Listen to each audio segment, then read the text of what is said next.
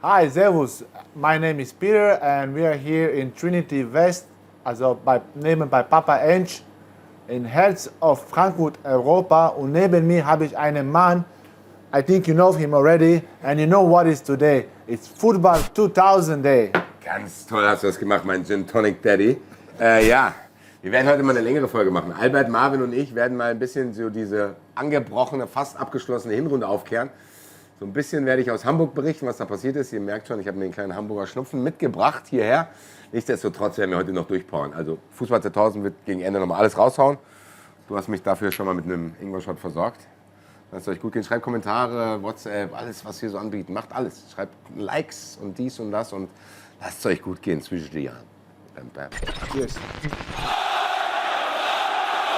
Fußball 2000, wir sind wieder da, liebe Leute. Der Albert ist heute wieder am Start. Ich freue mich sehr, dass du am Start bist. Und du hast es zurückgeschafft aus Hamburg. Und das ist auf jeden Fall eine gute Nachricht, denn wir haben heute ein pickepackevolles Programm. Das hört sich an wie beim Kika, beim Kinderkanal. Oh, ja, pickepackevolles Programm haben wir auf jeden Fall. Denn wir gucken ein bisschen auf den HSV, auf das Spiel gegen den HSV. Wir gucken uns an, was auf dem Transfermarkt passiert. Und am Ende machen wir nämlich noch ein kleines Hinrunden. Ich weiß, die Hinrunde ist noch nicht vorbei. Ihr Schlaumeier, es sind erst 15 Spiele gespielt. Aber wir gucken auf die letzten 15 Spiele, was gut lief, was nicht so gut lief. Wir machen ein kleines Ranking. Aber bevor wir zum Spiel des HSV gehen, der Luka Vuskovic, da will ich mal ein ganz großes Lob hinschicken, wie gut er reagiert hat, ganz schnell, als Christensen da lag, sofort die Zunge raus. Da muss ich sagen, haben wir auch in den Kommentaren zur Reaction gehabt, ein ganz, ganz großes Lob. Wirklich super gelaufen, weil so geht es dem Christensen schnell wieder gut. Ne? Ja, Gott sei Dank. Das war ein kurzer Schockmoment. Da war auch sehr, sehr still im Stadion plötzlich. Und dann dachtest du, ach du liebe Zeit. Ja, und dann hat man gesehen, sehr, sehr schnelle Hilfe. Die beiden Verletzten dann auch an der Seitenlinie zusammen, weil bei dem anderen sah es ja jetzt auch nicht überragend aus. Ja, war so ein kurzer Break in dem Spiel auch, wo du dachtest, oh. Dann hat man trotzdem gesehen, was Christensen für ein Roboter ist. Das ist eine Maschine, der Kerl. Vor allem das Ding ist ja bei dem, wenn der einmal auf dem Boden liegt, dann weißt du okay, das ist irgendwas serious. Ne? Das muss man wirklich sagen. Genau, deswegen umso besser, dass Luka Vuskovic, der auch übrigens ein tolles Spiel gemacht hat, ganz aus neutral betrachtet, unfassbarer Defensivspieler der Hamburger, muss ich sagen. Aber super reagiert, mit 18 Jahren schon so aware gewesen. Vielen Dank dafür. Und das ist ein positiver Moment. Deswegen auch müssen wir gar nicht über ganz so viel Negatives sprechen. Aber ich will erst mal von dir wissen, lieber Basti, wie hat sich dieses Spiel angefühlt? Zurück in Hamburg, weil ich glaube, ganz neutral betrachtet muss man sagen, der HSV wieder in der ersten Liga, das ist schon etwas, wo man sagen muss, endlich wieder ein Traditionsverein am Start, oder? Tatsächlich. Also das sind Auswärtsfahrten, die fühlen sich ganz anders an. Ja. Als Fahrten nach Heidenheim, nach Augsburg, nach Mainz, nach Wolfsburg, nach Augsburg, nach Leverkusen, nach Leipzig. Was ist denn hier los? Ja, nein. Was bleibt da noch übrig? Es ist es ja. Ich meine, wir halten es fest, mittlerweile ist die halbe Liga bumslangweilig. Da muss man sich nichts vormachen. Das siehst du ja auch an den Spielen ohne Eintracht-Beteiligung, wo du denkst, okay, geil, halte ich jetzt mal Bundesliga ein und denkst dir so, Vor allem guck dir mal die zweite Liga an, mal gucken, was da vielleicht noch hochkommt. Ne? Ja, definitiv. Nein, aber du hast gesagt, der HSV, man merkt es schon, das ist eine andere Auswärtsfahrt. Es ist deutlich spürbar in der Bundesliga, dass Köln und Hamburg wieder da sind. Ja. Auch auf dem Auswärtsfahrtenkalender, den man selber so hat. Ja. Weil das sind Spiele, da fährst du nicht rein raus, sondern das ist ein Spiel, wenn du es einrichten kannst, machst du ein Wochenende draus. Ja. So, und dementsprechend, glaube ich, war die Vorfreude bei vielen auch groß, weil man hat schon gemerkt, selbst am Tag vorher, auf allen Verkehrswegen sehr, sehr viele Eintracht-Fans. Flughafen, Bahnhof, Autobahn. Ja. Also du hast schon gemerkt, okay, wir werden uns auf jeden Fall im fünfstelligen Bereich bewegen und das war auch so. Also ich glaube, das waren safe über 10.000 Frankfurter, die den Weg ins Stadion gefunden haben. Siehst du, also es war wirklich überall, man hat es gemerkt, ich hatte auch schon Anfragen bekommen, habt ihr noch Tickets, ist da noch was verfügbar? Viele wollten diesen Trip zu ihrem letzten Highlight-Trip vor Weihnachten machen. Aber dann müssen wir mal ein bisschen ins Spielerische kommen, denn man muss sagen, die Eintracht, ich will mal sagen, kalt erwischt, relativ früh in der Partie. Ihr habt es ja vorhin auch in den Highlights gesehen.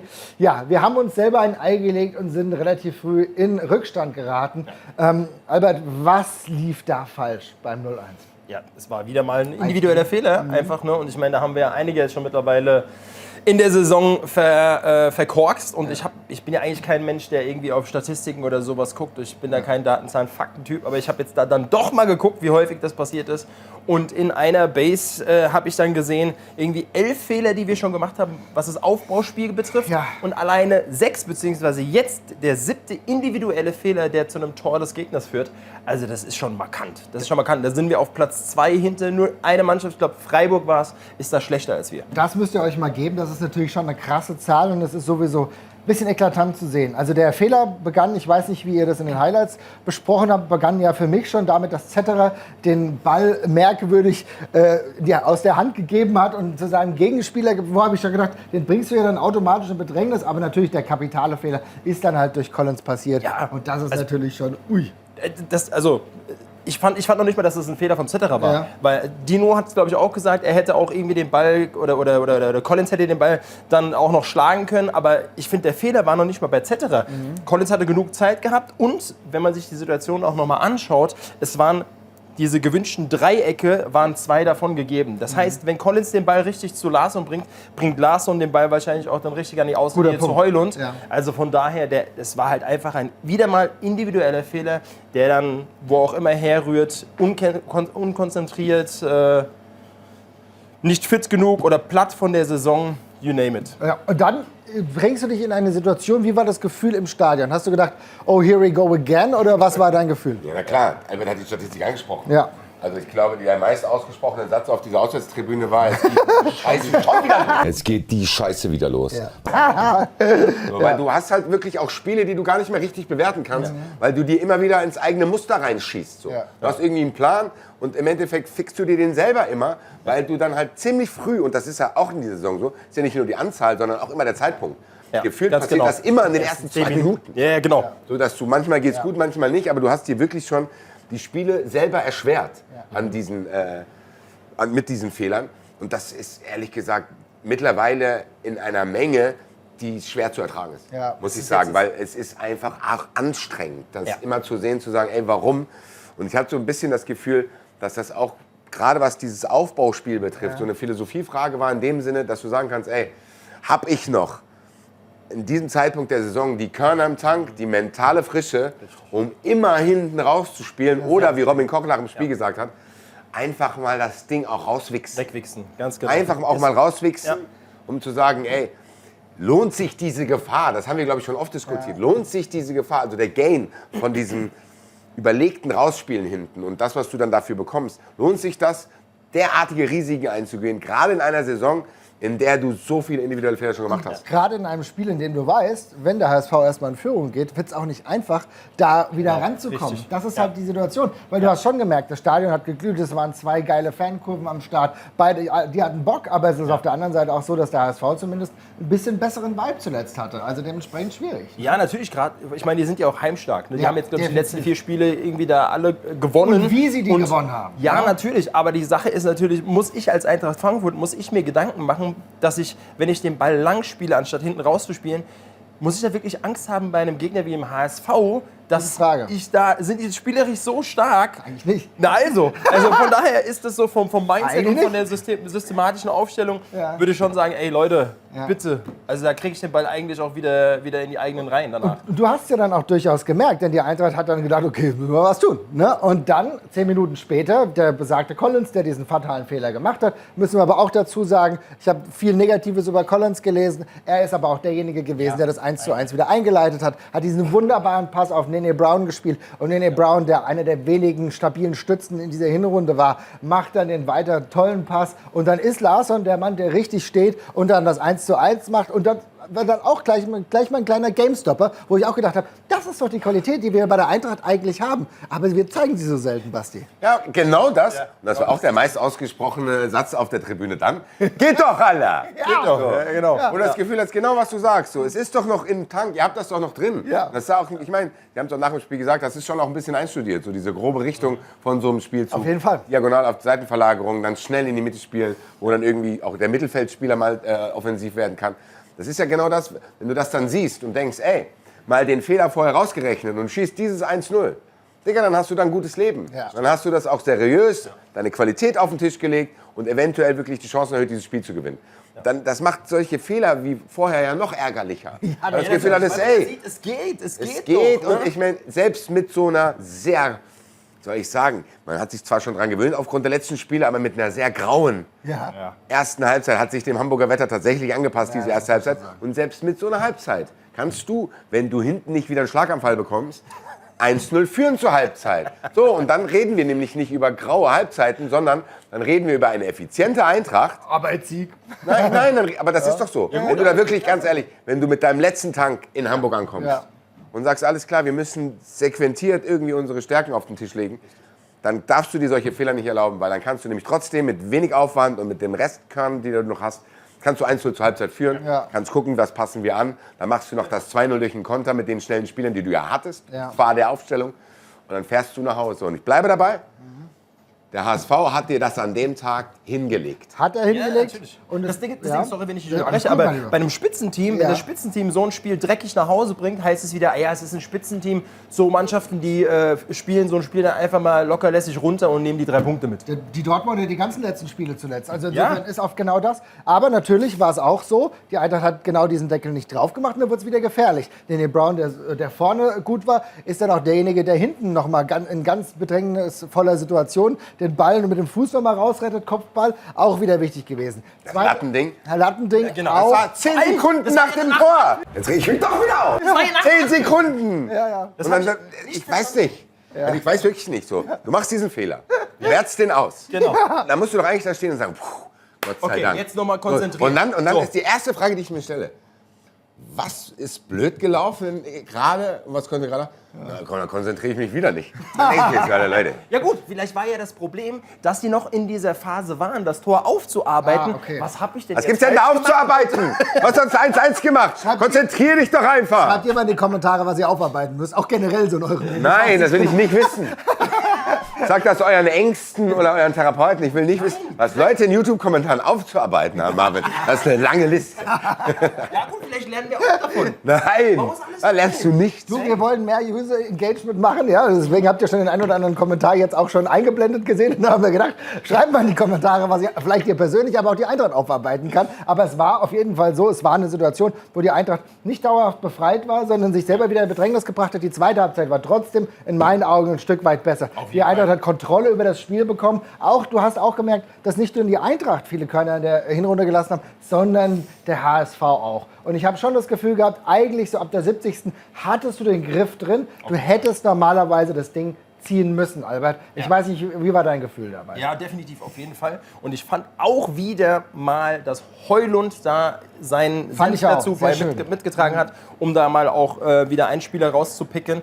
Weil der Kerl, der nutzt seine Möglichkeiten auch mal wieder zu spielen. Ja. Und jedes Mal, wenn er eingewechselt wurde, hat das Spiel eine komplett andere Dynamik bekommen. Und vor allem eine offensive Dynamik. Und du merkst einfach auch, ich finde, was mir aufgefallen ist, er bringt so diese Leistung, die Larsson am Anfang gebracht hat. Vor allem ganz, ganz wichtig, Ja. er kriegt den Ball und das Erste, was er macht, er dreht halt offensiv auf. Ja. Ne? Der hat halt noch diese Eier, diese Cojones, dann auch vielleicht mal Wir sind auch Lucy Spanisch zu nehmen. unterwegs hier. Ja, ich Ja, du, multilingual unterwegs, Senor. merke schon. Aber auf jeden Fall, weißt du, er hat halt noch diese Eier, auch wirklich dann direkt den Weg in die Offensive zu suchen und macht es nicht so wie, sorry, ich bin halt leider auch auf der 6 kein Fan von ihm, vom Skiri. Ja, klar, verstehe. Der kriegt den Ball gespielt und was macht er? Er lässt ihn irgendwie horizontal prallen oder wieder nach hinten. Das ist für mich so, nee.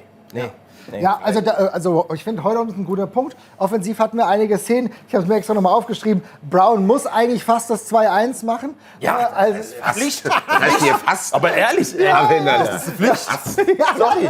Auch Den muss er im Schlaf machen. Und jetzt kotzt er wahrscheinlich im Schlaf, dass er ihn nicht gemacht hat. Nee, das ist schon genau. Und davor war auch Knauf mit so einem Seilfalltier, hat er auch geil. gut gemacht. Aber gut, da hat der Keeper auch geil gehalten. Ja, da muss ich sagen, alles gut gewesen, auch super gehalten. Du hast Heuer Fernandes hat auch mal so ein, würde ich fast sagen, unhaltbareren gehalten, was wir bei uns in der letzten Zeit in der Gegenseite kaum hatten. Ne? Leider, ja. Genau, und da, Ja, noch aufgegeben. also wir hatten diese Chancen mit Knauf, mit Nene Brown, wo du denkst, Alter, das wär's gewesen. Es war es nicht, jetzt habe ich dem Tonmann verrückt gemacht, weil ich da so draufgehauen habe. Aber du hast ja auf jeden Fall eine stabile Brust. Du musst mal einen Shop passieren. Ich merke, er trainiert auf jeden Fall regelmäßig. Ja, ich habe ein bisschen Angst, dass ich es jetzt zurückbekomme. Aber wir hatten diese Chancen und am Ende war es trotzdem so, wir mussten wieder ein wenig zittern, denn das Abseitsschweinchen kam wieder und hat uns gerettet, zum Glück. Der noch Kölner, bald Frankfurter Keller. Aber es war schon eine schwierige Situation, Basti. Versuch dich mal in Worte zu fassen, während du dich hier so rumkratzt. Ja, mich kratzt ein bisschen rum. Ich würde gerne. Kann ich nochmal bei Heulund einsteigen? Ja klar, du darfst auch bei Heulund ansteigen. Ich muss ganz ehrlich sagen, ja, der hat einen Impact aufs Spiel gehabt. Ich fand aber, dass er auch für die richtige Person eingewechselt wurde. Aber wenn ich mir dann angeguckt habe, wie spielen diese erste Halbzeit in Hamburg? Man sieht Hamburg ersatzgeschwächt auch. Also der Hamburg hat wirklich, also die hätten, glaube ich, keinen anderen Innenverteidiger Vor allem stellen auch in der Offensive. So, Dompe hat gefehlt. Also Hamburg auch wirklich auch auf dem letzten Felge da gewesen. Und ich denke mir so, okay, irgendwann musst du merken, ich kann dieses Spiel ziehen. Aber wir hatten dann in der zweiten Halbzeit, gehen wir mit 5 Verteidigern und 3 Sechsern in dieses Spiel. So, und ich will das jetzt gar nicht nur auf die Topmöller abladen. Das liegt natürlich auch an der Personaldecke. Also es ist jetzt auch nicht so, dass ich die hier 3, 4 Spieler sagen kann, die ich stattdessen gebracht hätte. Ja. Trotzdem zeigt so ein bisschen die Ausrichtung. Trotzdem hast du die Chancen erarbeitet, die du angesprochen hast.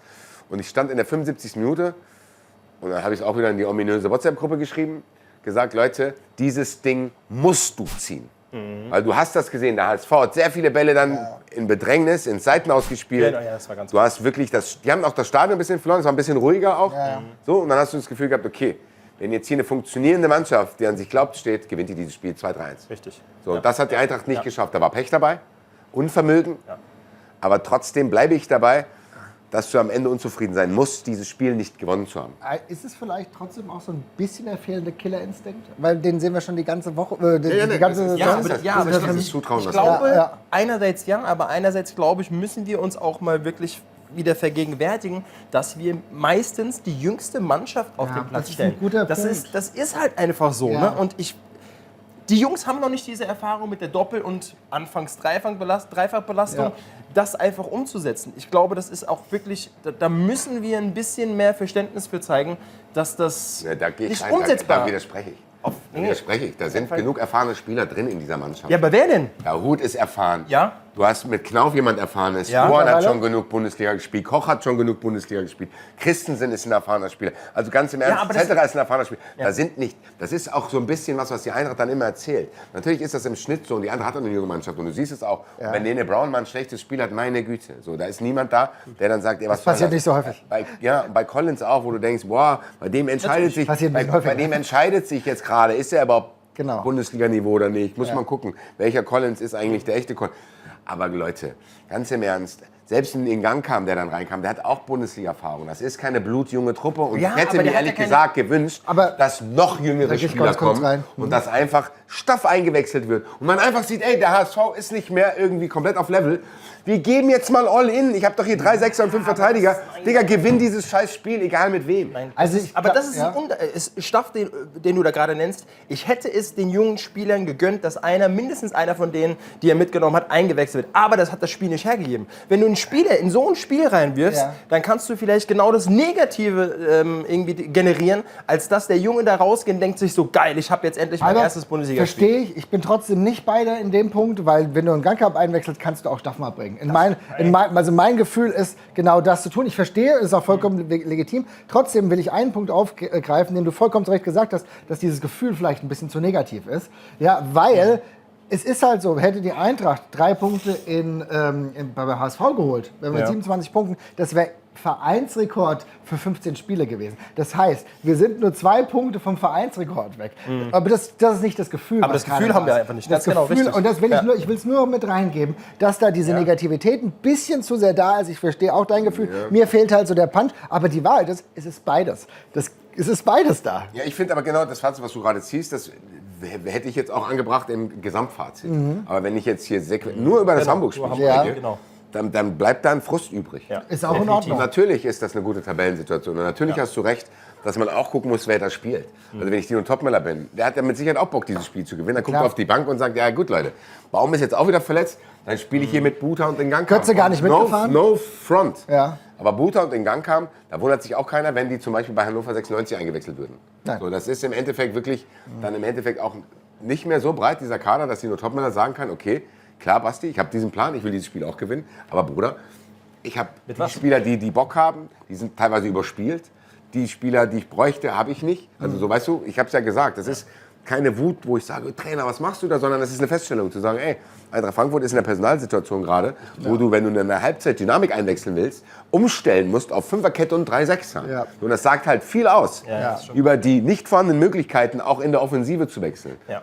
Ja. So, das ist halt das, was von dem Hamburg-Spiel übrig bleibt. Trotzdem, jetzt mit ein bisschen Abstand, kann man sagen, weißt du was, wenn man aufgrund der Situation und diesen schlechten Spielen, die wir hatten und dieser Belastung durch die Champions League, dann aus Augsburg und Hamburg noch 4 Punkte holen, Das ist was du vorher unterschreibst und wenn es dann passiert, dann wirst du Ich habe es vorher lernen, damit gesagt. zu leben. Ich meine, du kannst meine Einblendung von vor 3 Wochen gemacht. Ich habe gesagt, es wird 4 Punkte geben und genauso das gab es auch, weil mir klar war, dass der HSV zu Hause nochmal eine andere Macht ist. Und jetzt war es so und ich glaube, man kann auch einigermaßen zufrieden damit sein. Die Punkte haben wir nicht in Hamburg verloren, sondern die sind halt ein bisschen früher verloren gegangen, wo du unnötig Spiele verloren hast.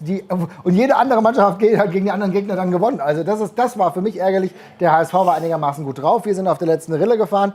Es ist auch so ein bisschen diese Punktesicherung für Dino Topmöller. Ihr habt ja in der letzten Woche schon darüber gesprochen. Vor 2 Wochen wurde auch schon kontrovers über die Topmöller-Krösche-Thematik gesprochen. Wir machen das Thema vielleicht gleich im Fazit nochmal auf, würde ich sagen. Aber jetzt ist es so, ein bisschen bleibt die Frustration, nicht die 3 Punkte beim HSV geholt zu haben. Aber der HSV hat sich okay präsentiert. Für die war das eine ordentliche Hinrunde.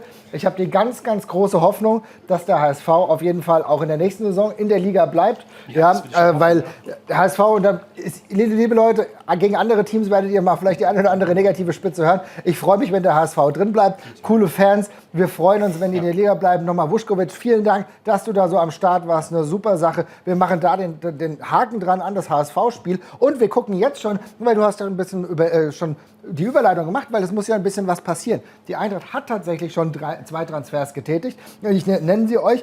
Ein Spieler ist der Keito Kumashiro. Das ist ein Spieler, der wird die U21 der Eintracht verstärken, ist ein 18-jähriger Stürmer, hat in der J-League, in der zweiten J-League auch schon ein bisschen getroffen. Da bin ich sehr gespannt, was in der U21 passiert. Aber jetzt, für direkt, auch am 1.1., ist der Keita Kosugi. Keita Kosugi ist ein Linksverteidiger, kam von Djurgårdens Gardens IF, ist japanischer Nationalspieler, 19 Jahre alt, hat 6,5 Millionen gekostet.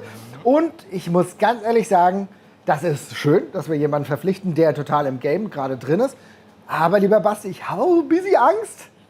Und jetzt frage ich dich, lieber Albert, kann das sein, dass der Nene Brown damit bald den Verein wechselt? Also ich will es nicht hoffen. Bitte, eigentlich will ich es gar nicht ansprechen, weil man soll ja nichts jinxen. Ne? Nein. Aber letztendlich muss man sagen, nach dem, was man so hört, und natürlich auch die Leistung, die er bringt. Ne? Ja. Wenn man sieht, wie er halt da in Barcelona gespielt hat, oder auch andere Größen halt ausgeschaltet hat, und unter anderem dann bei Barca auch hier Lamine Yamal. Ja. Ja, sensationell. Sensationell, aber das weckt dann leider auch Begehrlichkeiten und da muss man sagen, das scheint dann schon ein Kauf gewesen zu sein von der Eintracht für die Zukunft und Vielleicht für die nähere Zukunft. Ich hoffe nicht. Ich hoffe nicht. Basti, was ist dein Take? Also ich bin überrascht, dass ihr durch diesen Transfer erst Angst habt, dass Nene Brown den Verein verlasst. Also Nee, wir sind eher überrascht, dass die Eintracht so weit vorausdenkt. Ja, ja. Weißt du? Ja, und ja, weil auch damit, also das hat die Eintracht schon gezeigt, Ja. dass die Eintracht vorbereitet ist auf gewisse Dinge. Nicht immer oder nicht immer richtig, aber trotzdem, dass die Eintracht da schon in der Planung schon sehr langfristig denkt. Ich finde es geil, dass er kommt, weil der ist direkt da. Der hat europäisch gespielt. Conference League 2 Tore geschossen. So, ja. der ist im Game-Modus. So, das Ja. ist kein Spieler, den du im Winter holst, wo du denkst, okay, Guter der Vorlagengeber auch. geistert sich jetzt rein und ist erst im Sommer ein Thema. Wenn es irgendwie brenzlig wird, glaube ich, dass er schon da ist. Die Frage, die sich jetzt halt stellt, ist, also dass Nene Brown im Sommer weg ist, glaube ich, klar. Also ich glaube, Ja, das niemand von ist uns, klar. der irgendwie es mit der Eintracht hält, hat die Hoffnung, dass Nene Brown auch nächste Saison noch bei der Eintracht spielt. Leider nicht. Also ich glaube, du hast es angesprochen, das ist ja nicht nur das Lamine Yamal-Spiel. Ich habe das Gefühl, jeden Baller, Ja. der ihm entgegengestellt wurde, Hat er gefressen. Hat er gefressen. Dann erzählen Leute dazu, wie Michael Olise auch. Ja, das war ja Er kam hierher, so, das heißt, er hat in der rechten Hosentasche Yamal, in der Ja. linken Hosentasche hat er Michael Olise und da ist gar kein Platz mehr für die ganzen anderen Spieler aus den Liverpool-Spielen und sonst irgendwas. Also Und auch in der Bundesliga. Also ich meine, ne, es gibt manchmal Situationen, wo er beim Gegner nicht eng genug ist, die das auch zu Gegentoren führen, aber in der Regel macht er eine der stabilsten Hinrunden, die ich von so einem jungen Spieler seit langem gesehen Das ist habe. im Endeffekt, der hatte schon 3 Etikette-Momente, Ja. wo du weißt, okay, das ist jetzt das Spiel, was dafür sorgt, dass der nächste Jahr nicht mehr da ist. Gut, man wird vorbereitet sein, er ist jetzt da. Vielleicht die Idealsituation wäre ja quasi, dass wir Nene Brown in der Rückrunde noch haben Genau. und dass wir ihn langsam ranführen können, weil Nene Brown wird auch noch mal eine Pause vielleicht irgendwann brauchen. Zweifelst Dass du man- daran, dass wir ihn in der Rückrunde noch haben? Das ist ehrlich, also das Jetzt hör mir auf. das Alarmsignal, was dieser Transfer mir gesendet hat, Nee. ist dieses, Nee. okay, Das wäre der hoffentlich machen wir das nicht im Winter. Hab dann aber gesagt, okay, die Möglichkeit besteht auch, dass man sagen kann, okay, man will sich auch ein bisschen Luft auf der Linksverteidigerposition schaffen, falls Brown mal nicht kann. Ja, das ist eine Option Dann auf jeden Fall. Aber war ja immer die erste Alternative Theat. Ja. Über den brauchst du aber eigentlich auch ein Zentrum. Ja, genau. Und das heißt, im Endeffekt, Linksverteidiger war nicht breit genug aufgestellt. Auch Ja. so, also das heißt, selbst wenn Brown bleiben würde, wäre dieser Transfer nötig gewesen und dann muss man halt mal gucken. Er ist sowieso gut. Ich glaube auch, dass Brown zumindest die Rückrunde noch da bleibt, insbesondere auch, weil er Nationalmannschaft spielen will. Ich glaube, sein Ziel ist durchaus bei der WM dabei zu sein. Ich glaube, das Aber das machst du auch, wenn du im Winter zu Real Madrid wechselst. Ja, Das tut mir okay, leid. das mag sein. Das mag sein, aber Da wird wenn ja du dich- keiner, der Nagelsmann wird ja nicht sagen, oh, nee, also der Wechsel Aber wenn zu er gar nicht- Liverpool, den nehme ich dir krumm. Du wenn er hast da nur auf der recht, Bank aber wenn sitzt. er nur auf der Bank sitzt, hast du Ja. ein bisschen ein Problem. Ich glaube, diese Spielzeit, am Ende wissen wir das auch, wie es läuft. Der Transfer wird jetzt im Winter schon klar gemacht Kriegst du für den Sommer und dann bleibt er noch ein halbes Jahr bei uns und wir sind alle zufrieden. Krösche bekommt auch wieder ein bisschen Geld, aber Krösche ist ja trotzdem nicht arbeitslos geworden in der Zeit, denn er muss noch ein bisschen kochen, wie ihr, liebe Leute, junge Leute, in diesem Internet, Alter. im Internet immer schreiben. Hoffentlich macht er das nicht mit. Ja, weil der Dino hat ja auch in einem Interview, glaube ich, bei Sky, wurde ja auch angesprochen, hat gesagt, er ist sehr gespannt, was Krösche unter den Weihnachtsbaum legt. Ja. Lieber Albert, was soll Krösche unter den Weihnachtsbaum legen? Also wenn es nach mir geht, hätte er eigentlich schon längst was drunter packen können, auch schon vor der Saison. Du bist ja auch ein bisschen skeptisch jetzt hier. Natürlich. Also mir fehlt schon seit der Saison ein Sechser. Ein erfahrener Sechser. Alter, ich wollte der gerade sagen, Mann. hat Marvin endlich mal einen Friend gefunden. Ja, aber es ist so. Es Ihr ist, seid so die Sechser-Friends. Ja, wir sind die so eine Sechser-Friends. Selbsthilfegruppe. Die anonymen Sechser-Friends. ja, ein Sechser, ein zentraler Sechser, erfahrener Spieler, der auch wieder, da sind wir wieder im Spanischen, der Cojones hat, amigos, Cojones. Der auch, Ich sag dir ganz kurz und ich sag dir eins, der in Hamburg Ja. seinen Mitspielern sagt, Leute, der HSV ist tot, wir auf zu den Waffen. zerfetzen den jetzt. Ganz genau, ja, aber es ist so, ganz genau. Und so einer fehlt uns auf der Position. Skiri ist mir zu ruhig und spielt komplett anders als in Köln. Ja, leider. Komplett anders als in Köln, als wir ihn eigentlich geholt haben für die Leistung, die er dort gebracht hat. Larsson hat seine Schwankungen leider noch, aber er ist halt zu jung. War auch verletzt, ne? Und war verletzt und ist dann dementsprechend auch nicht wieder reingekommen. Das heißt, wen haben wir denn sonst noch auf der 6? JB, boah, Werden wir gleich auch drüber wieder sprechen. zu viele Hochtiefs, finde ich. Eigentlich auch zu nicht seine jung. Position, er hat es trotzdem gut gemacht. Genau, und ich finde ihn zum Beispiel effektiver auf der 8. Ja, das kann ich nachvollziehen. Ne? Das ist ein guter Also von Punkt. da daher, müssen wir gleich brauchen drüber einen, sprechen. der auf der 6 spielt, der auf dieser Position gewöhnt ist zu spielen, der dort seine Leistung bringt und der halt auch jemand ist, wo ein Mittelfeld des Gegners denkt so, okay, alles klar, gehe ich durch die Mitte?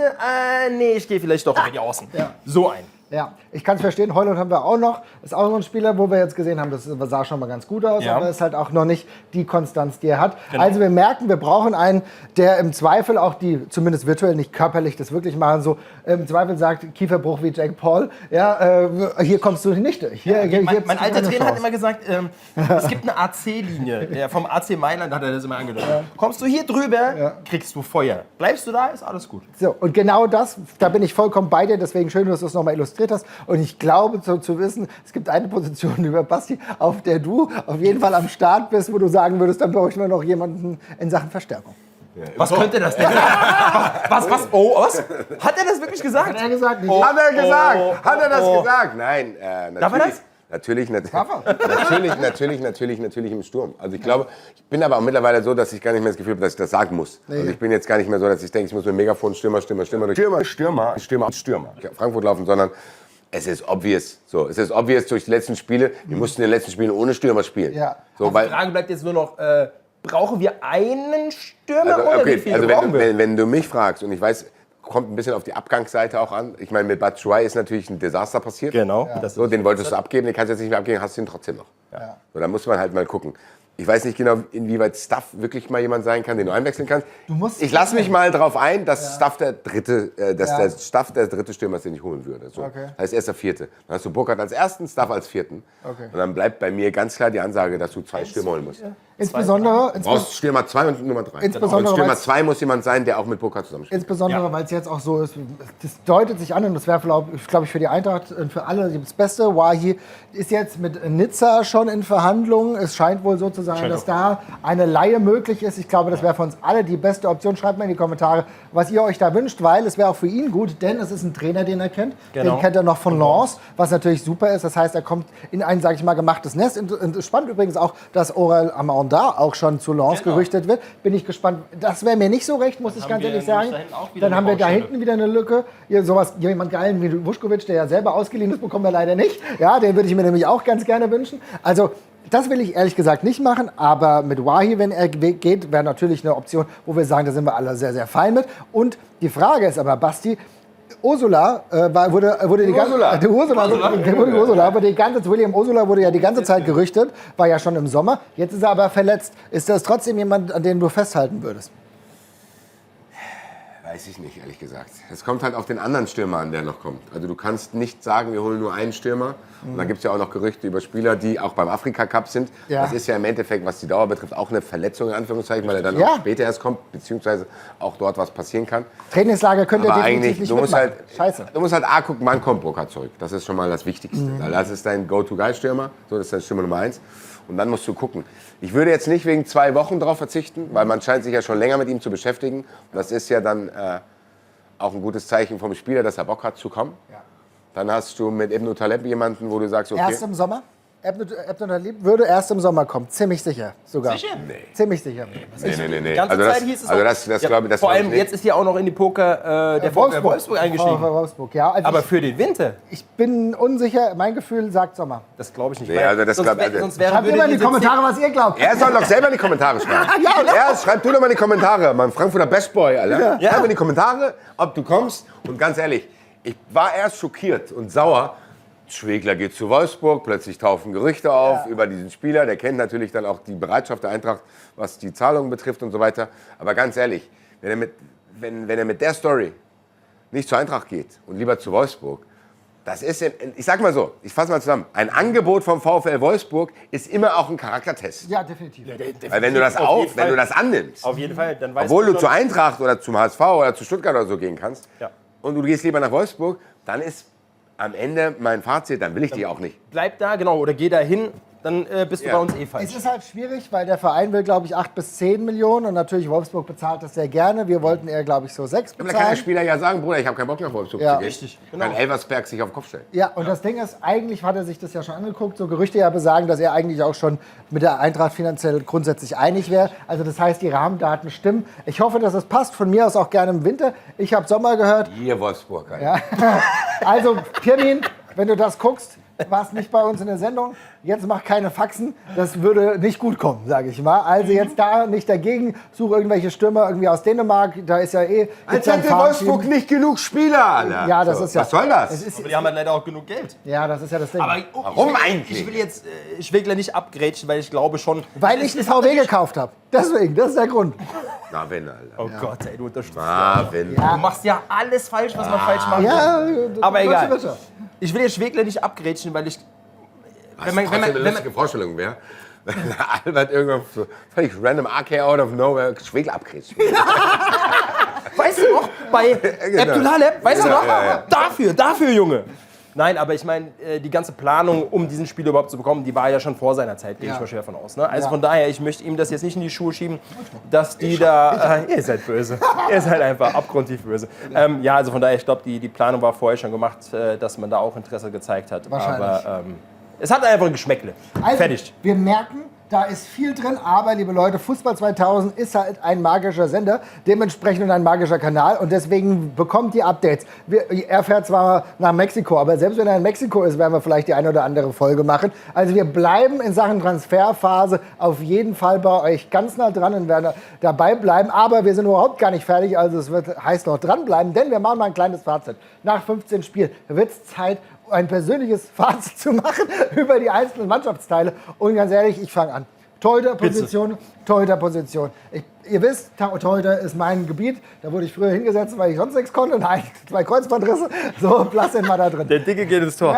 Ja, diesmal war es noch schlimmer als früher. Oder der den Ball mitgebracht hat. Du, ich sag dir eins, ich war ein Tormagier. Also Torhüter, da habe ich schon auch, selbst beim Schnee habe ich rumgewunden. Es gibt eine oder andere Aufnahme. Aber kommen wir zu den Torhütern, die es jetzt bei der Eintracht gibt. Ich war mit der Rotation nicht zufrieden. Ja. Ich fand und man ist auf der einen Seite zu früh auf Santos gegangen, weil nach der Verletzung hätte man ihm vielleicht noch ein bisschen mehr Zeit geben müssen und man hat zu früh die Nerven verloren und hat gesagt, okay, das ist uns gerade zu wackelig, man ist dem Druck nachgegeben und leider muss ich für mein Dafürhalten sagen, auch Zetterer hat nicht das eingelöst, was er am Anfang kurz versprochen hat. Es gab eine Anfangsphase der Stabilität, die ist wieder gewichen. Dementsprechend gebe ich leider eine 4 und mein persönliches Gefühl ist, dass im Winter nochmal neu rotiert wird. Basti, was ist dein Take zu der Du Torhüter-Situation? hast das schon sehr gut zusammengefasst. Also du hast im Sommer eine Entscheidung getroffen und die war erstmal Kevin Trapp abzugeben, beziehungsweise das quasi mit Kevin Trapp so Was kompliziert eine einschneidende Situation war, das darf man nicht vernachlässigen. Genau, darfst du nicht vergessen. Dann hast du gesagt, okay, wir gehen mit Santos. Und das hat eigentlich auch jeder verstanden. Weil du das Gefühl hattest, ey, da brodelt irgendwie so ein vielleicht Generational Talent irgendwie in deinem Kader. Und wenn du dem jetzt noch ein Jahr sagst, setz dich hinter Kevin Trapp auf die Bank, hätte er wahrscheinlich gesagt, nee, ich probiere es woanders. Es gab die Angebote, es wurden Angebote abgelehnt. Das heißt, auf die Karte Santos zu setzen, habe ich verstanden. Ja. Und sagen, ey, das musst du probieren, ansonsten hättest du auch nie erfahren. So, weißt du, dann hättest du immer nur diesen Besiktas-Elfmeter im Kopf gehabt, diese spektakulären Paraden und hättest nie gewusst, ob es klappt. So, das heißt, das konnte ich verstehen. Dann kommt er aus einer langen Verletzung und kommt auch in eine völlig unerwartet, also für mich unerwartet, völlig instabile Abwehr rein. Komplett. So, eigentlich hattest du ja gedacht, ey, das Prunkstück aus dieser letzten Saison war die Viererkette. Und das war seit Jahren mal wieder eine stabile Abwehr, wo du einfach wirklich mit Koch, Theat, Brown und Christensen, wo du das Gefühl hattest, ey, das ist brutalst. Und die sind eingespielt und die bleiben auch noch alle. Das heißt, Jahr 2 hättest du eigentlich gedacht, jetzt wird es noch irgendwie stabiler. Das wäre für Santos dann ideal gewesen, wenn er da hätte reinsliden können. Dann wurde es ein bisschen wackelig von ihm auch. So, und das ist halt auch was. Das kam dann für viele überraschend. Ich dachte mir ja so, Leute, habt ihr die Santos-Spiele nicht gesehen? Weil zu diesen spektakulären Paraden kam Selbst auch in immer Istanbul. wieder. Ich meine, selbst in Istanbul. So, auch gegen Mainz das Spiel und alles. Es kam schon sehr, sehr, wie soll ich sagen? Danke dir, mein Lieber. Es kamen schon sehr, sehr weirde Dinge. So, dass quasi klar war, wenn du da auf diese Karte setzt, dann wirst du diese Dinger mit einplanen müssen. Das ist Dann genau hatte ich der das Gefühl, dann ist man plötzlich davon überrascht. Ja. Und dann hast du es richtig gesagt, dann hat man mit Zetterer ein Backup gehabt und dann hat man sich dann wieder auf den verlassen. Ich habe das überhaupt nicht verstanden. Ich habe das überhaupt nicht verstanden. Ich habe erstmal gesagt, okay, wir gehen mit Santos, müssen wir gucken, ist ein Risiko. Dann mit Zetterer für 5 Millionen Euro günstiges Geld ein super Backup geholt. Perfekt. Weil ich meine, du brauchst ja auch einen starken Hast zweiten ja auch alles Torhüter, richtig falls- gemacht. Alles so, es richtig ist, so, dann hast du Zetterer. Trotzdem, es tut mir leid, Zetterer ist kein Top-5 Bundesliga-Torhüter. So, das hat der Preis auch nicht hergegeben. So, du kriegst den für 5 Millionen Euro. Das war, all due respect, das ist der Stammtorhüter von Werder Bremen gewesen. Leute, so, das ist alles in Ordnung. Ich finde, der zeigt jetzt auch ein bisschen, dass er seine Qualitätsgrenzen hat. Ja, definitiv. So, ich glaube, der entscheidende Punkt, den du genannt hast, war, man hat mit Santos zu früh die Geduld verloren und hätte ihn da einfach durchziehen müssen. Ja. Und ich glaube, was bei Santos absolut unterschätzt wurde, ist der Tuta-Abgang. Ja. So, dass so ein junger Spieler seinen Best Buddy verliert. Auch ein guter Kollege von ihm gewesen. So, dass er sein Sprache Best Buddy- gesprochen, auch wichtig. Der Tuta weiß ja genau, wie es Tuta weiß ja, wie es für einen Brasilianer ist, welche Schwierigkeiten auftreten können und so weiter. Und wir vergessen, dass Tuta selber diese Eingewöhnungszeit damals in Frankfurt brauchte. Die hat er dann gehabt. Und Das hätte er ja weitergeben können, diese Ja. Erfahrung. Und das ist so, das ist nicht ideal gelaufen. Und man muss sagen, die Eintracht hat in der Hinrunde ein Problem auf der Torhüterposition. genau, deswegen Und für das mich muss die man 4. festhalten. Du hast keinen Zopp-Rückhalt und ich gehe auch mit der 4 mit.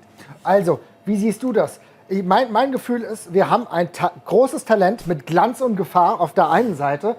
Oder wir haben, ich habe es mir extra aufgeschrieben, ein solides Weiter so mit Zetterer. Das ist die Frage, die man sich im Winter stellen muss. Das ist die Frage, der man sich stellen muss.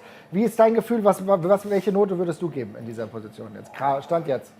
Stand jetzt ist schwierig. Also ich schwanke, 4 würde ich nicht sagen, aber ich würde ihm eine 3 geben, vielleicht eine 3 minus. Ja, Okay. ja, weil ich finde es schwierig, weil das Problem bei Santos ist, wir haben ja alle gesehen, was er kann. Ja. Er ist ein überragender Torwart, ein super Talent, hat geile Spiele gemacht, aber wie du gesagt hast, gerade auch dann im Spiel gegen in Besiktas war es ja, meine ich, Riesenpatzer drin. Aber die Frage ist halt, hast du, da sind wir schon wieder, Wahnsinn, Cojones, ja, das halt durchzuziehen. Ja, du musst halt dann wirklich auch wirklich, Albert Corrode stark. Das ist ein neuer Untertitel. du musst halt dann auch wirklich das Selbstvertrauen haben, als Trainer oder als Sportvorstand zu sagen, alles klar, wir ziehen das durch, weil wir das Vertrauen in diesen Spieler haben. Und ich glaube, es gibt keine Position auf dem Feld, wo du mehr Vertrauen in eine Person stecken musst als der Torwart. Ne? Das ist genau der Punkt. Ja. Und was mir noch eine Sache zu Zetterer, was mir bei ihm leider ein bisschen negativ aufgefallen ist jetzt über die letzten Spiele, ist seine negative Gestikulation. Das habe ich mir auch aufgeschrieben. Total gut, dass du sagst, weil diese Motzigkeit, Genau, dass er die ganz ganze genau. Zeit die Spieler anmotzt, finde ich auch nicht gut. Boah, das Gerade, ganz für kurz. eine Außendarstellung. Kann er machen, ey, wenn du ein autoritärer Torwart bist. Ja, aber dann musst du Leistung bringen. Genau, dann musst du aber auch erstmal Er deinen ist- Strafraum im Griff Er haben. ist, Genau. er ist ja Da kein können nicht Amerikaner. die Bälle da die ganze Zeit reinsegeln. Richtig. Und du bist nur da und guckst irgendwie Also verträumt durch die Luft. Für den Psychobonus, Ganz kurz noch mal. für den Psychobonus musst du halt auch das liefern, was Musst du ein auch das geiler liefern, Torwart und ganz Psycho ehrlich, liefert. Genau. wir haben die ganze Zeit in den Entstehungen von dem Hamburg-Tor, habt ihr über den Abwurf von Zetterer, über den Pass von Collins gesprochen. Digga, with all that happening, den Ball kannst du trotzdem halten. Ja, genau. Ja, So, ganz das genau. ist, auch das ist ein haltbarer Ball. Ja. So, das ist, ja, safe. Also wir machen mal einen Deckel drauf. Wir haben uns 4-4, 3- geeinigt. Wir müssen ja irgendwie ein bisschen rumgehen. Liebe Leute, schreibt ihr in die Kommentare, was ihr zu der Benotung sagt. Und jetzt geht es weiter mit dir. Albert, was hast du mit der Abwehr zu tun? Und Also,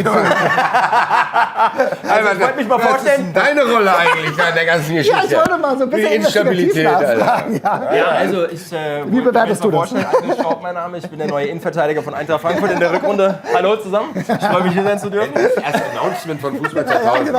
So ein Trikot hier rein. Ja, Also ganz ehrlich, wenn die Transfers nicht kommen, müssen wir es selber machen. so sieht's aus.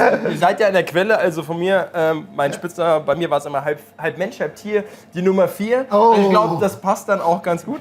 Aber du bist auch nötig, dass du kommst, weil bei Eintracht fehlen 7% der Stammspieler. Da war doch was. Wir hatten viele Probleme in der Saison mit Verletzten. Und es fehlt 7% von Stammspielern. 7%. Ja, also das ist schon ziemlich viel. Okay. Ja. Hört sich wenig an. Nee, es ist schon viel. Wenn man von den Stammspielern, also 7% der 11 Stammspieler. Was ist das in Zahlen ausgedrückt? 6. Ja, Wie siehst du die Abwehr aktuell? sehr, sehr wackelig. Sehr wackelig. Ich finde es irgendwie auch ein bisschen schade, dass ein Spieler wie Koch, der unser Nationalspieler ist, da hinten drin auch angefangen hat zu wackeln nach einer Zeit. Aber da merkt man dann auch wieder, ein Spieler alleine kann halt nicht das Gerüst irgendwie halten. Ne? Das geht einfach nicht. Du brauchst halt auch noch einen kongenialen Partner neben dir, der dir auch eine Stütze gibt. Und der fehlt halt einfach neben ihm, Ja. so über die Dauer. Plus, zu dem Zeitpunkt, als es dann angefangen hat zu wackeln, war ja auch noch Theat auf der linken Seite, der auch angefangen hat, irgendwie die Leistung zu verlieren. Und das in Kombination, war einfach ein zu wackeliges Konstrukt. Also von daher, Was gibt's wenn, du? Note Ja, 3. 3 finde ich tatsächlich noch richtig gut. Ja. Ich muss ganz ehrlich Ich will sagen, positiv gestimmt ich bleiben. ich merke, du bist sehr positiv. Ich habe mir aufgeschrieben, ne? Collins, große Hoffnung reingekommen. So viele unterdurchschnittliche Spiele gemacht. Man muss auch sagen, natürlich hängt viel mit Psychologie zusammen. Und ich bin immer wieder jemand, der sagt, okay, Collins hat trotzdem das Potenzial. Es war die schwierige Situation mit der Nationalmannschaft. Alter. Aber Alter ist auch ein Thema. Aber es war ja nicht nur er. Es war auch ein Robin Koch, der in meinen Augen sauschwach in die Saison gestartet ist. Zuletzt hat er sich wieder gemacht. Das Spiel gegen den HSV und war in meinen Augen auch ein ganz gutes Spiel. Wir haben mit Theat jemanden gehabt, der ungewöhnliche Schwächen gezeigt hat. Ich hätte normalerweise auch eine 4 gegeben, aber dadurch, dass wir auch Außenposten haben, die unfassbar brilliert haben, also ich finde tatsächlich, Christensen ist für diese Mannschaft unfassbar wichtig. Wahnsinn, ja. Natürlich auch nicht immer Superspiele, aber der ist schon ein Fixpunkt. Und dann Nene Brown, ja, wo du sagst, was brauchen wir noch sagen? Wir haben eben gerade eigentlich schon fast zu Real Madrid gesprochen. Also insofern gibt es gerade noch eine 3-, weil diese beiden Außenposten in ihrer Unterschiedlichkeit für mich zu einer 3- führen. Basti, wie sieht es bei dir aus? Ja, ich finde es schwierig, ob ich Nene Brown überhaupt zur Abwehr zählen würde. Weil ich so das Gefühl habe, okay, dadurch, dass wir angefangen haben, wieder Fünferkette zu spielen, ist er fast Mittelfeldspieler geworden. Kann ich verstehen. Ich habe jetzt halt genau dazu Das gezählt. ist schwierig dann einzugrenzen, weil es geht ja auch meistens fließend ineinander über. Ja. Wenn ich das auch mache, dann habt ihr natürlich recht, dass das viel aufhebt. Christensen ist unglaublich wichtig für diese Mannschaft. So, gerade was so diesen Spirit betrifft. Ich finde auch und selbst dieses- Amondar hat zuletzt gute Spiele gemacht. So, weißt Weil dass du das Gefühl hattest, okay. Aber ansonsten habt ihr es schon gut zusammengefasst. Es kamen halt zu viele Formschwächen parallel. Genau. So, bei Robin Koch und bei Arthur Theat kann ich ruhig schlafen, weil ich weiß, sie können es. Das haben sie schon gezeigt. Ja. Bei Collins entscheidet sich jetzt, ob das reicht. War das irgendwie outstanding, dass er da gut in Form war und eigentlich kommt er jetzt auf sein normales Niveau? Oder ist er aktuell in der Formkrise? Also was der wirkliche Collins ist, das wird sich zeigen. Ja. Wenn das der aktuelle Collins der wirkliche ist, dann hat das mit der Bundesliga allein nichts mehr zu tun. Leider das nicht. muss man auch mal so deutlich sagen. Ja. Noch nicht. So, Sagen wir mal noch nicht. Nee, nein, es tut mir leid. Also das ist wirklich dramatisch an gewissen Stellen, so, wo du das Gefühl hast, okay, da müssen in irgendeiner Art und Weise sich dann Dinge rauskristallisieren. Aber das kannst du ja als Trainer, der viel näher dran ist, dann irgendwie mitbekommen. Ja. Sagen, okay, der ist ein bisschen durch, aber das kommt wieder. Weil wenn das wieder kommt, dann bist du gut aufgestellt. Am Anfang der Saison erinnere ich mich nochmal, wenn wir beide wussten überhaupt nicht, wen wir auf der Bank lassen sollen Nein. von diesen ganzen geilen Spielern. Da hast du irgendwie Das ist genau das. Oxford, Collins, auch Christensen und Brown. Also eigentlich hast du einen zu viel gehabt. So, das Gefühl, egal. Das sind alles Was ich will Spieler, ganz kurz deswegen, das rein, kann ich finde es wiederkommen. wichtig. Ich finde es wichtig und gut, dass du das sagst, weil wir waren in der Hinserie, guckt euch das an, vor der Hinserie waren wir alle total begeistert.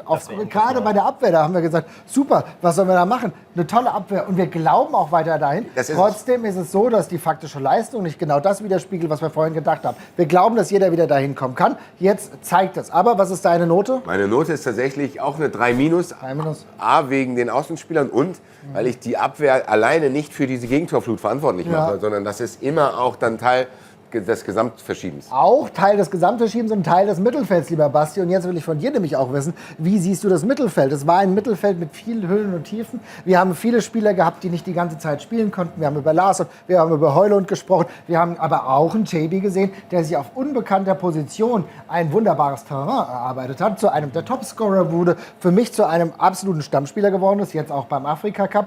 Ja, Skiri muss man aber auch sagen, nicht so viel gute Spiele gemacht.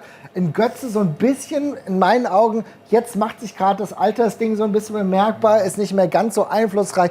Der hat immer mal diese Situation, aber nicht in dieser Dauerhaftigkeit. Mo Dahoud kam rein. Basti, was ist dein Gefühl, wie würdest du das einkategorisieren? Es ist ein bisschen ähnlich wie bei der Abwehr, weil wenn ich jetzt alle dazu zähle, wenn ich Doan auch mit zum Mittelfeld dazu Nee, zähle. die habe ich angegriffen. So, ja, siehst du, das ist halt die Frage. Wenn ich jetzt nur auf die, sagen wir mal, ich gehe nur auf die zentralen Mittelfeldspieler ein. So, dann haben wir JB, Skiri, Larsson und Højlund. Es tut mir leid, da gebe ich eine 4. Weil keiner von den 4 mich komplett überzeugt. Keiner. Okay. So, Larsson, form- und verletzungsbedingt. So, das heißt, Larsson, ein 4. Larsson ist für mich gesetzt. Ja. Dann nehme ich auch in Kauf, dass das noch dauert, bis er in diese Leaderrolle reinwächst. Weil das ist ein outstanding Fußballer. Ja. Wahrscheinlich leider auch im Sommer ein Kandidat, der dann wechselt. Oh, hör auf zu jinxen, bitte. Dass Mo Dahoud wieder reinkommt, ist tatsächlich nur Teil von Verletzungspech. So, weil er kann dem Spiel auch nicht den Stempel aufdrücken. Alle waren froh, dass der wieder spielt. Da war ich überhaupt nicht, also bei dem Hype war ich überhaupt nicht dabei. Dann habe ich mit JB jemanden, das ist nicht seine Position, er ist aber auch kein prägender Spieler, sondern ist ein feiner Fußballer, der ergänzend irgendwie dabei sein kann. Das ist auch nicht derjenige, der den Laden zusammenhält.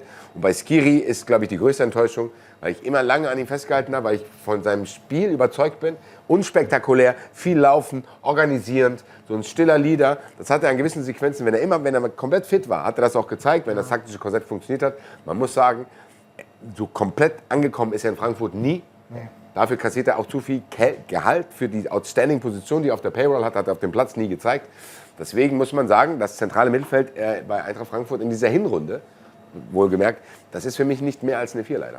Das kann ich nachvollziehen. Ich muss tatsächlich sagen, ich sehe JB ein bisschen positiver. Ich fand, das war für mich eine sehr gute Überraschung, weil ich nach der letzten Serie nichts mehr erwartet habe und wurde positiv überrascht. Ich finde, auch die kleinen positiven Akzente, die es zuletzt bei Larsson oder Højlund gab, ich habe trotzdem meine Schwierigkeiten. Ich weiß auch nicht genau, ich habe mal auf 3- noch gepackt, aber das ist mit viel Augen zudrücken. Wie sieht es bei dir aus? Ja, 3- würde ich wahrscheinlich auch mitgehen. Im Studium habe ich immer gesagt, die 4 gewinnt. Ja, also von daher, aber da würde ich noch mal sagen, eine 3-. Ja. Weil JB, das sind alles so Spiele und ich sag's Gut, dass du wieder. genauso gut im Studium warst wie manche andere. Ja, JB ist auch so ein Spieler, wie dieses ganze Konstrukt eigentlich, was wir jetzt gerade aktuell haben, wir müssen den Jungs Zeit geben. Und wir haben es ja auch schon zurückgespielt oder zurückgegeben letztendlich. JB mit super Vorlagen und auch Toren. Eine 4. Okay. 3 bis 4. Einigt Schwierig. euch für Albert, er ist nicht sicher, 3 oder 4. Was schreibt ihr in den Kommentaren? Und jetzt kommen wir zum letzten Punkt. Und zwar, es ist der gewichtigste, einer der gewichtigsten, über die wir viel sprechen. Es ist natürlich die Stürmersituation. Und ich glaube, wir sind alle ganz klar, Mit Johnny Burkhardt ist jemand so schnell in diese Mannschaft gekommen, hat sich eine so tolle Position erspielt, da muss man sagen, wir waren alle überzeugt, ich war total begeistert, auch im Basti, da ist das Herz größer geworden bei Johnny Burkhardt, weil er so typische Burkhardt-Tore gemacht hat. Und gleichzeitig müssen wir auch sagen, was auch spannend war und was wir manchmal ein bisschen verkennen, ich ziehe tatsächlich, Ritz Doan ziehe ich tatsächlich in die Stürmersituation. Ich finde auch, er ist ganz gut reingekommen, 4 Tore gemacht, 4 Assists gemacht, das war im Endeffekt in Ordnung. Ebenfalls total bemüht, nicht immer erfolgreich. Wir wissen es, ein Ansgar Knauf probiert viel, macht viel, aber Ansgar Knauf ist, Immer ist 100%. ein Herz dieser Mannschaft. Immer 100%. Immer 100%, Mr. 100%. Wir haben teilweise, Can Uzun würde ich auch auf diese Offensiv-Stürmer-Situation, ist auch jemand, der sich super gut gemacht hat, war jetzt zuletzt ein bisschen verletzt, jetzt kommt er gerade wieder rein, mal gucken, wie es läuft. Ich finde, ein bisschen schwieriger wird es mit Bahoja, der eigentlich auch gar keine so ganz schlechten Werte hat, aber leider in meinen Augen so vom Spielerischen ein Schatten seiner selbst ist im Vergleich zur letzten Saison. Ja. Albert, bitte? Ja, aber bei Bahoja finde ich es ganz, ganz markant. Ich habe lustigerweise mit meinem Schwiegervater gerade vor 2 Tagen auch drüber gesprochen. Er ist halt einfach der Spielertyp, er braucht halt den Raum, er braucht die Tiefe. Und wenn du halt gegen Mannschaften spielst, die halt tief drin stehen, ne, oder hinten einen Block bilden, dann ist er natürlich dann da aufgeschmissen. Dann wird der da nichts bringen, weil er einfach nicht den Raum hat und auch nicht letztendlich die Qualität hat, da mal ins 1 gegen 1 zu gehen, so wie zum Beispiel auf der anderen Seite Doan. Ja. Ne? Also von daher ist das natürlich schwierig. Und ein Knauf, würde ich sagen, ist das Mentalitätsmonster, was Christensen hinten ist, vorne. Das glaube ich auch. Ne? Also das ist für mich so der offensive Christensen, was das betrifft. Genau, das gebe ich vollkommen mit dir. Ich glaube, da gibt es gar keine zwei Meinungen, genauso ist es. Aber die Situation ist dann natürlich, dass du dahinter, Batshuayi, wir haben es eben angesprochen, jetzt die schwierige Verletzung, total bitter, auch nicht so richtig in die Saison gekommen, ein wichtiges Tor, glaube ich, gemacht. Und dann hast du natürlich die Wai-Situation, die leider ein Komplettausfall war. Basti, was ist deine Bewertung, wenn du das alles so zusammenziehst im Sturm? Wenn ich das alles zusammenziehe, lande ich trotzdem im Zweierbereich tatsächlich. Ah, spannend. Weil, Okay. Du hast Burkhardt angesprochen, absoluter Volltreffer. Doan ist für mich auch ein absoluter Volltreffer. Muss man auch so mal sagen. Diese Spiele, wo er kein Volltreffer war, waren nicht seine Schuld. Ja. Sondern da wurde der als Außenbahnspieler eingesetzt, wo ich wirklich sauer wurde.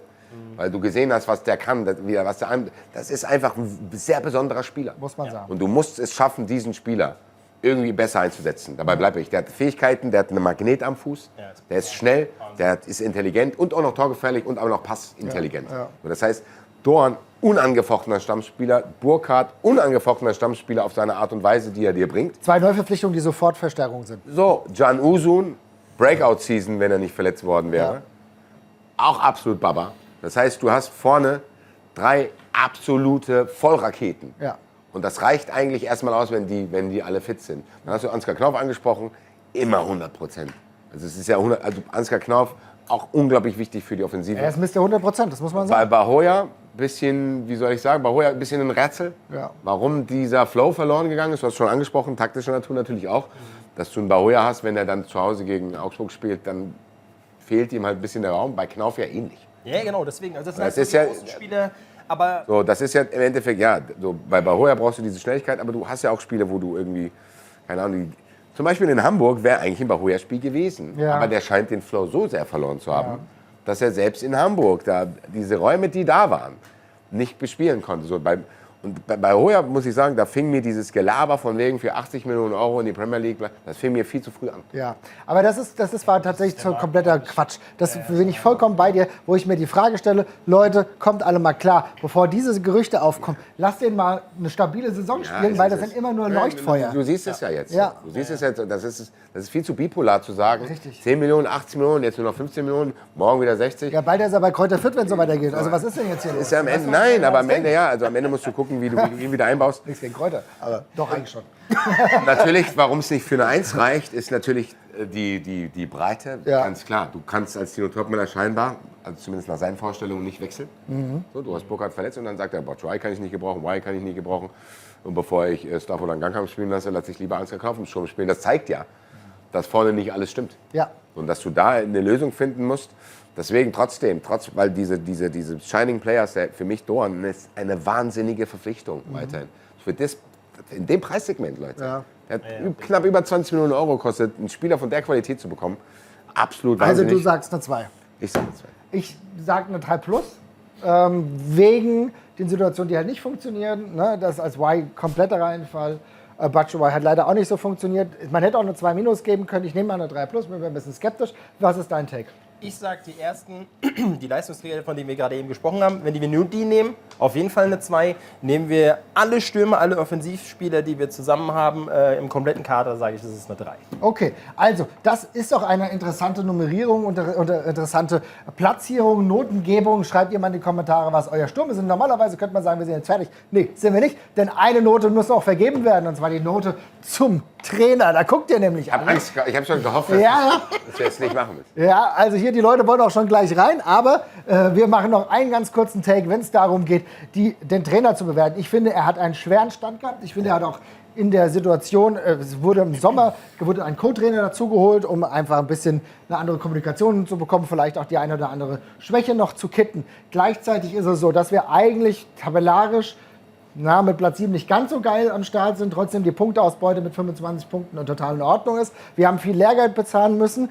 Ich finde, mit den Verletzungen, die es gibt, ist auch viel, was er nicht hundertprozentig beeinflussen kann. Da muss man auch mal nachfragen, warum gibt es aktuell so viele Verletzte.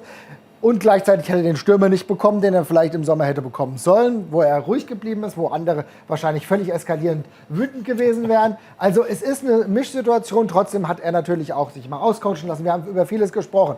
Mein Gefühl ist trotzdem, es geht nur zusammen. Es geht nur zusammen, wenn er hat jetzt 4 Punkte aus den letzten beiden Spielen geholt.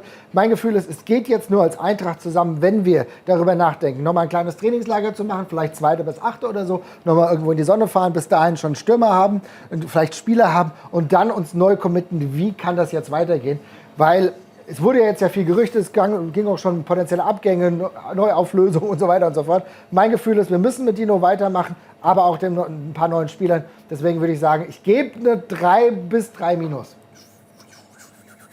bis 3 Minus finde ich schon. Also 3.